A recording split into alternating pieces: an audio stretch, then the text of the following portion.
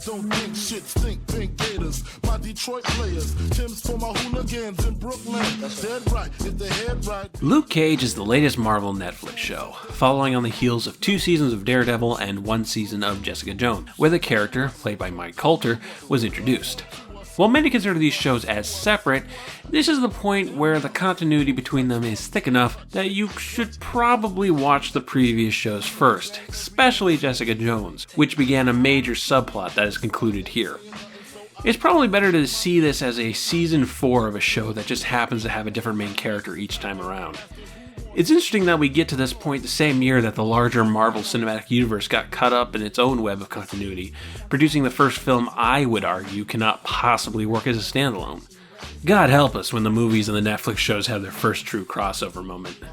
The titular Luke Cage was once a prisoner of Seagate, an island prison that was performing secret experiments on inmates to try and produce synthetic skin. When Luke Cage was forced into it, the machinery exploded, giving Cage an avenue for escape. The experiment left him with unbreakable skin that can withstand gunshots, an accelerated healing factor, and superior punch-through-wall strength. After the events of Jessica Jones, Cage is now laying low in Harlem, taking small under-the-table jobs and just trying to get by day.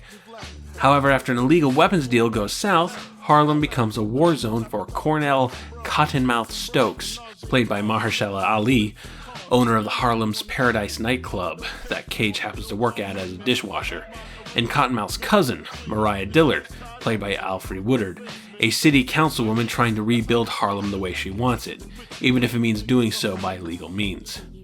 After Cage's close friends are threatened by the unfolding violence, Cage is forced to step up, and soon, Cage becomes the focus of criminals, police, and media alike. Sure, when you're bulletproof, there's not much that can take you down, but that just means everyone else has to step up their game, get more creative, and far more destructive. So this series starts off amazingly. First off, our cast of characters. Coulter is great. He's got this stoic but holding back a lot of emotions thing going for him, and it works. He's a very hesitant hero who is very aware of what he's capable of, how much damage he can cause, and doesn't want things to get out of control, though they always do. We have Simone Misick as Detective Misty Knight. She's this fun, wisecracking officer of the law that hides a deep layer of insecurity and rage. Rosario Dawson's Claire Temple has been upgraded from reoccurring secondary character to main character, and her main thing besides being a potential love interest is that she's finally come to embrace the fact that she now lives in a world full of superheroes. She's one of the few people who have gone, yep, this is the new reality, we've all got to adjust accordingly. However, the real standout this time are the villains, who are incredibly well written and three-dimensional. And here's the thing, they're not really all that threatening. Not in any direct sense. They're gangsters with money and guns, neither of which can do anything to Luke Cage directly. Their threat comes from the flailing chaos and collateral damage brought about by weak leadership and vengeful pride. Ali's Cottonmouth is smooth and charismatic, but it's for show. In reality, he's hot-headed and self-destructive, one of those villains who kills more of his own henchmen than the hero does. He's a small man in a big suit, and that's not a criticism, that is totally what the show is going for. Woodard's Dillard is constantly flustered by the result of her decision to bring criminal elements into her campaign, but as the show progresses, she gradually gains more control over it, becomes more ruthless than even her cousin. It's the story of how a minor city politician becomes a supervillain, and I loved every step of it. But the real standout is Theo Rossi as Shades, a criminal consultant working for a mysterious figure known as Diamondback. Shades is slimy, like Ivan Ooze levels of slimy, but he's also always the smartest guy in the room. He oozes superiority whenever he walks in, even when he has a gun pointed at his face, and his growing frustration with the level of competency around him actually makes him a bit relatable. Also, he has a personal past with Cage, which is what draws Cage into this circle of crooks to begin with. They're not as threatening as Wilson Fisk or Kilgrave, and that's kind of the point. This is the quality of criminal left after the power vacuum left by the last 3 Netflix shows. They are children playing with dad's gun, and people are going to get caught in the crosshairs. A large part of the action surrounds Harlem's Paradise, which gives the show a great way to slip in some kick-ass musical numbers from artists like Faith Evans, Charles Bradley, Jidenna, whom I had not heard of before and have been poring over discography since, and a bunch of other great acts. The entire score is fantastic, with a lot of hip-hop foundation to it. The cinematography is gorgeous, the lighting is gorgeous, the editing is efficient with a lot of clever touches, especially whenever Misty Knight is involved, because, as all good television detectives have, Misty Knight's got a mind palace where she visualizes the crime she is investigating. The action is perhaps a little slower and less flashy than you're used to in the superhero genre, but it's fitting for Luke Cage's skill set. All the guy has to do is walk around and slap aside whoever's shooting at him. Nobody can hurt him. It's not like he's in a rush. If I had to describe how this show starts in one word, it's sexy. The music is sexy. The framing is sexy. The lighting is sexy. The actors are sexy. The whole thing is sexy and well written and, yes, full of commentary. This is a show about a black man in a hoodie who is bulletproof, and it has all the racial politics that image contains. However, I feel as though I'm not the one to talk scholarly about the politics of Luke Cage. I support Black Lives Matter and have little faith in our present system of law enforcement, but I'm also a white guy who makes his money talking about Doctor Who on the internet. I look forward to reading all the think pieces that are going to spring up from this show, but I'm not the one to write them. In any case, Luke Cage is very politically charged that is sure to make some specific people uncomfortable, but I think it's a necessary discomfort for a lot of us. The plotting of the show is a bit complex. There's a lot of moving parts, a lot of factions and sub-factions making plans, a lot of duffel bags full of money getting passed around, and it's easy to lose track of some elements. I confused characters referenced in conversation more than once, and I may have to rewatch the first half now that I have a grasp of who is who.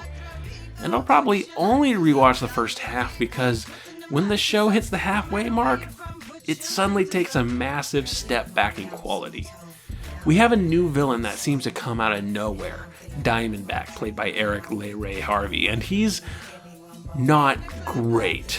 Though let me preface this by saying Harvey does the best he can do with the character he's given. This isn't an acting problem, this is entirely a writing problem.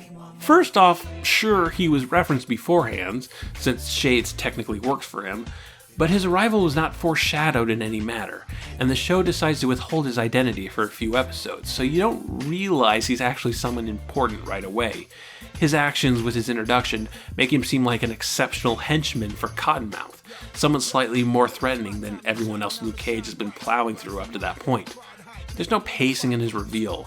It's 2 episodes of, hey, there's a tough gunman throwing around quotes from The Warriors, and then, wait, that's Diamondback? The guy everyone's scared of? Diamondback is a hell of a lot cornier than the villains we've gotten used to. His big thing is that he throws around Bible quotes to try and justify his actions. He's a lot less interesting than the villains we've gotten used to. He has a secret relationship with Luke Cage that doesn't amount to much and is frankly kinda lame. But he's just as self-destructive and incompetent as the villains we've gotten used to, and in ways that just don't make as much story sense. He's supposed to be a step up on guys like Cottonmouth, but he is not. Oh boy, is he not. And with Diamondback's arrival, the entire thing seems to fall apart. All the Marvel Netflix shows have a problem with pacing. None of them really justify their 13-episode length, but Luke Cage is probably the guiltiest of this. And it feels that after episode 7, the creative team was starting to run out of steam. The plot dilly-dallies. Luke Cage is incapacitated for a few episodes, we waste time on meaningless subplots, including the leftover one from Jessica Jones. The conclusion is interesting, but it doesn't really mean anything. Neither does the exploration of Cage and Diamondback's past or Misty Knight's employee review. A lot of the more colorful ancillary characters seem to drop off the map. We drop the whole musical number angle, though there is a clumsy, hey, look who we got on the show cameo from Method Man. Even the cinematography and lighting gets flatter and more traditional. The show loses a lot of that sexy flavor. It never becomes a bad show, but it goes from being a fantastic show to just being an okay show pretty much overnight, and it's pretty disappointing. And then there's... oh god, okay. The text said light spoilers at the beginning, but I do want to talk about one major aspect of the finale because it's so goddamn ridiculous. So skip here if you don't want spoilers, okay? Okay. So Diamondback is bringing in a lot of high-tech weaponry to help the criminal underground step up to the threat of superheroes like Luke Cage. And he's got this one that he's keeping for a special occasion, something he'll use to put down Luke Cage for good. We don't get to see it, but whenever Diamondback opens the box containing it, there's a glow like it's a Pulp Fiction briefcase. We're really building to something special. And then there's the big reveal, and what the hell is that? It looks like some really cheap Captain Power and the Soldiers of the Future cosplay. It looks like a factory uniform for a guy who's really paranoid about safety. It looks like homemade laser tag equipment. It looks like protective headgear for adults with developmental disabilities, but their parents had really crappy health insurance. It looks like a rejected design for a Star Wars bounty hunter. It looks like what people in 1994 thought motorcycle gangs would look like in the cyberpunk future of 2004. It looks like someone tried to recreate Judge Dredge's uniform from memory. It looks like Carl Lumbly's backup costume in Mantis. It looks like a janitor recovering from jaw surgery in the year 2160. It looks stupid. The final episode is basically the show trying to be like the larger Marvel movies and failing. The show calls for faster, more hard-hitting action between costumed super people, which they are not equipped to do in either budget or skill. The climatic battle ends 15 minutes into the last episode, which leaves the remaining half hour with the characters sitting around and talking. More than once I was like, wait, isn't this show over? Why is there 15 minutes left? What are we doing? It's a pretty disappointing ending for a show that started off so strong, so super strong. So, would I recommend Luke Cage? Ultimately, yes. The amazing first half and the far weaker second half evens out to a pretty decent show. I mean, if you're really into the Marvel Cinematic Universe, you're probably going to watch this anyway. Luke Cage confirms a level of interconnected continuity these Netflix shows are going to have. No doubt subplots from this one will lead into stuff in Iron Fist next year. But even besides that, for the cast and for the politics, this is a worthwhile bit of television. And I'm excited to watch the ongoing adventures of Luke Cage.